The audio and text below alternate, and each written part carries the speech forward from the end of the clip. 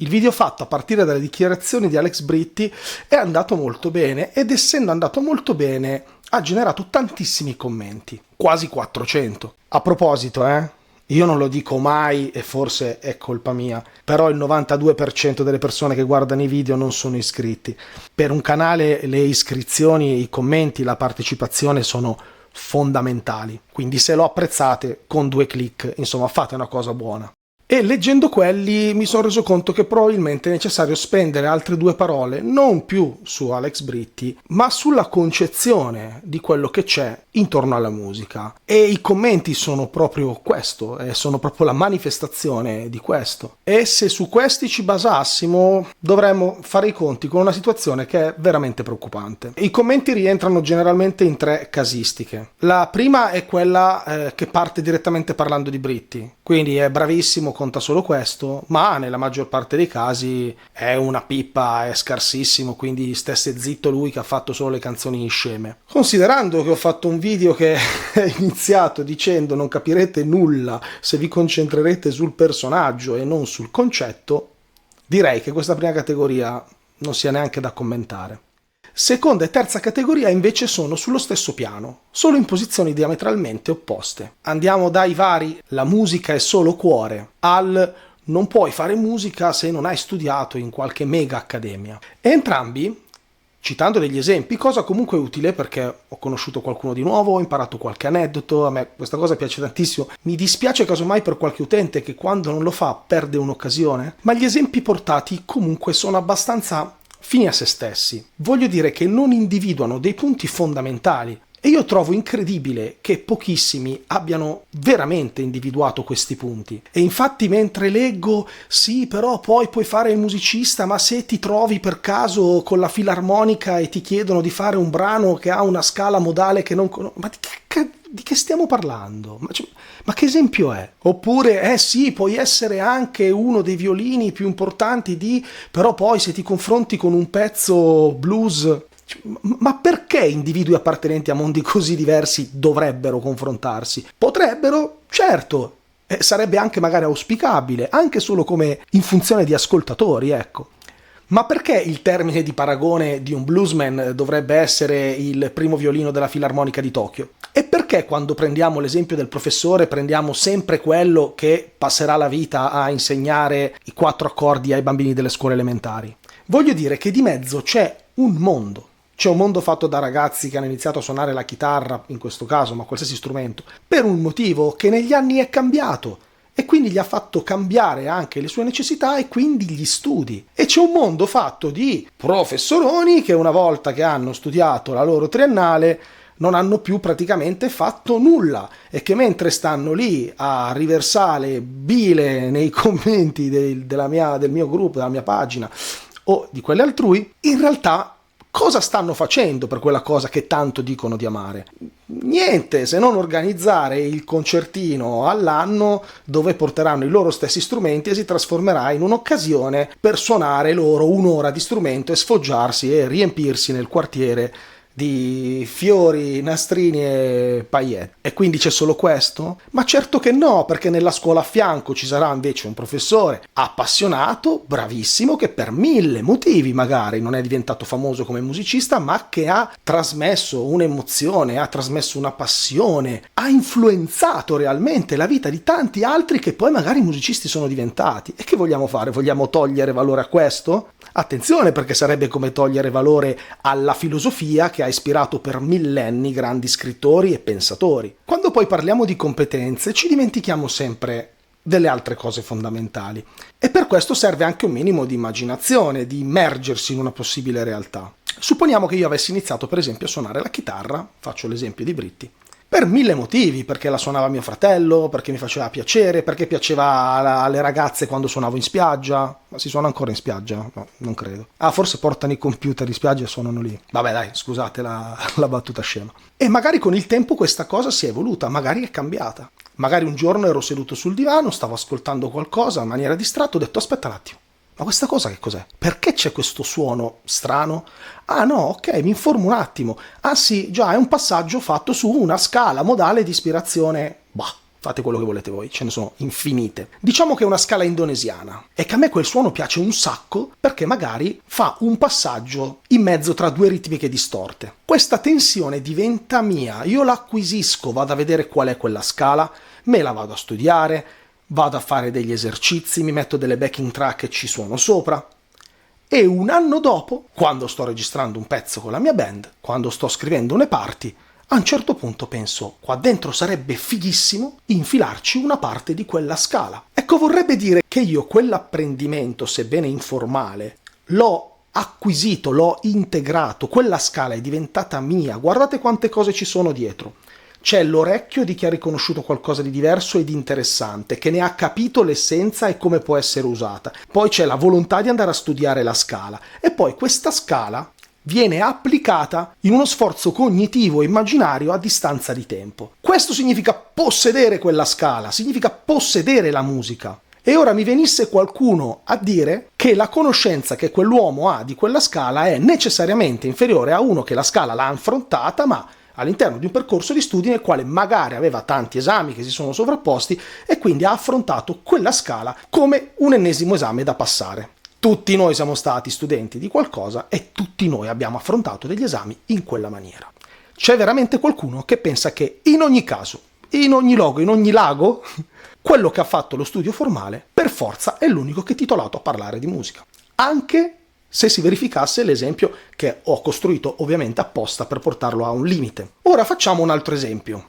Supponiamo che io fossi un musicista, un chitarrista mediocre, che man mano studia qualcosina mentre cerca di metterlo in pratica. E vorrei fare delle canzoni mie, io in testa ho dei suoni, ce li ho, vorrei farlo, ma non ho idea da dove prenderli. Non ho idea da dove prenderli, perché? Perché non ho la teoria.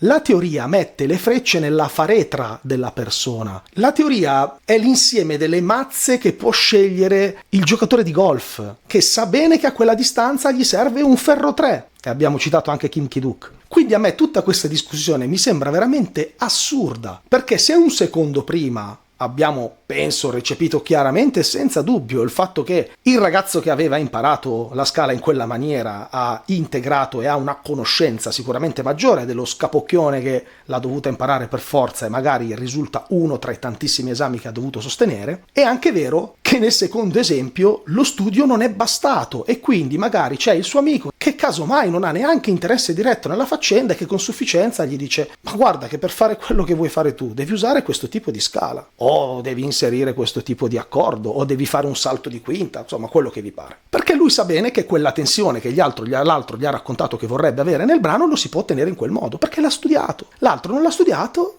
e si attacca. La teoria è il vocabolario.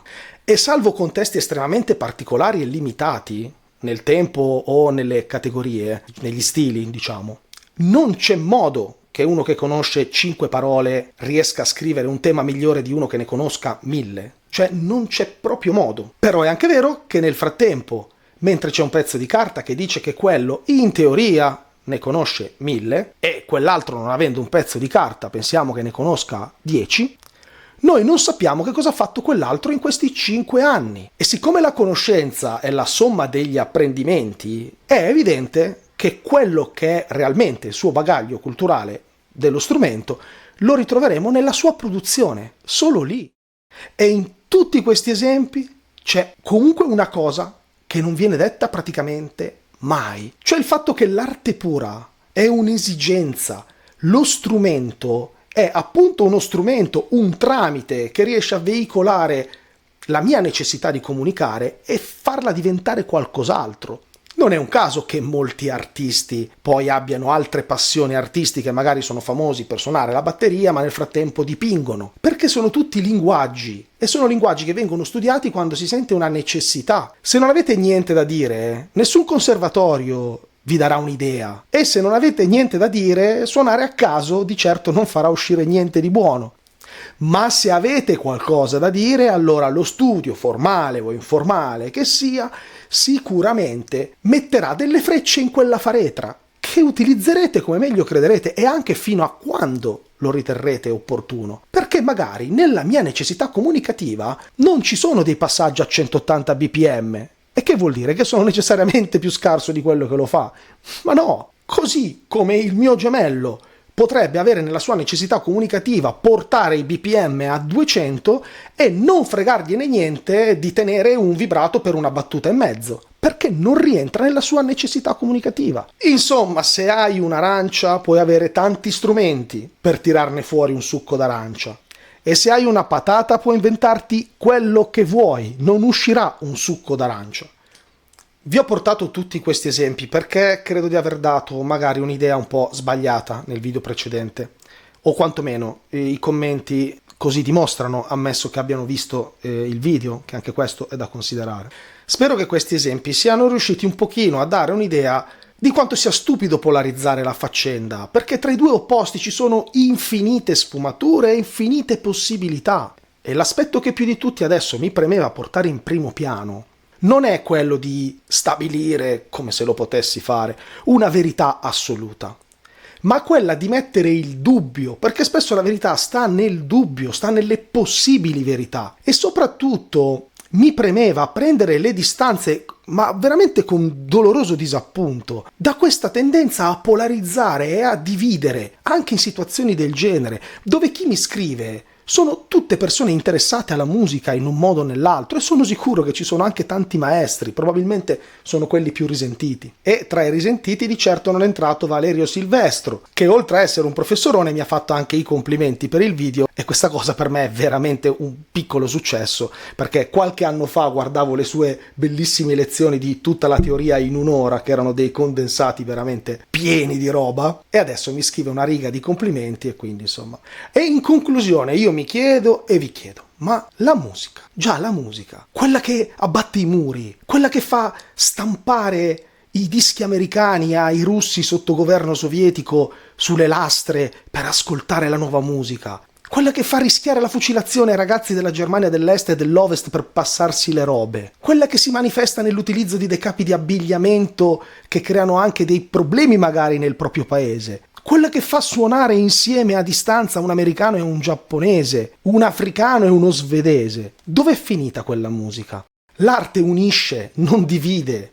È da sempre stata al centro delle preoccupazioni principali dei governi più duri e totalitaristi, proprio perché era difficilissima da imbrigliare e che, come il vento, va in giro e contagia, e quindi è una minaccia per uno stato di quel tipo. Ecco, riduciamo questa musica a una divisione tra io ho studiato, tu non hai studiato, tu suoni il blues che fa schifo, io suono il jazz che è sicuramente il genere migliore, per me la musica è solo quella fino alla fine dell'Ottocento. Se non siete in grado di immaginare una situazione nella quale nella band suonano insieme quello che è uscito dal conservatorio e quello che nel frattempo ha studiato per i fatti suoi, magari perché si completano, magari perché si contagiano, o magari perché sono semplicemente bravi. Se non riuscite a immaginarli andare insieme a una jam blues dove per un'ora e mezza magari si suona su La minore, a pogare per un pezzo metal o a commentare l'incredibile controllo vocale del soprano dell'opera, allora forse non abbiamo un problema di teoria e pratica, allora forse abbiamo veramente un problema di rapporto con l'arte.